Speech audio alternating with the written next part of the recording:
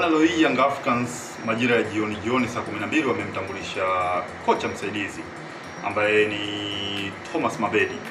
Patrick Mabedi. Huyu ni mmoja kati ya wakufunzi ambao wamepita sehemu mbalimbali kujifunza soka. Aliwahi kupita pale Ujerumani na ndio maana ana leseni ya German B Pokal ambayo inaweza kumfanya kwa assistant coach katika ligi ya Bundesliga, lakini ana UEFA license pro ambayo ukiconvert inaweza kuja kuwa halfway ambayo inamruhusu kuwa kocha mkuu.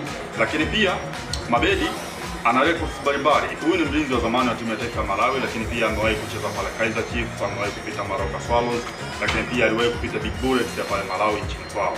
Lakini hii ni alama ya hatari kwa Romain Folz kwa sababu ameletewa mwalimu ambaye ana leseni ambayo inafanania na ya kwake na ana experience ya soka barani Afrika kwa sababu ameshawahi kuwa assistant coach katika timu ya taifa ya Malawi, lakini pia ameshawahi kuwa kocha mkuu wa timu ya taifa ya Malawi. Kwa hiyo mimi naamini kwamba Romain Folz akae mkoa wa kura kwa sababu mtu ambaye ameletwa ndani ya kikosi cha Young Africans anaweza akamfanya Romain Folz aisahau na kusahau kibarua chake.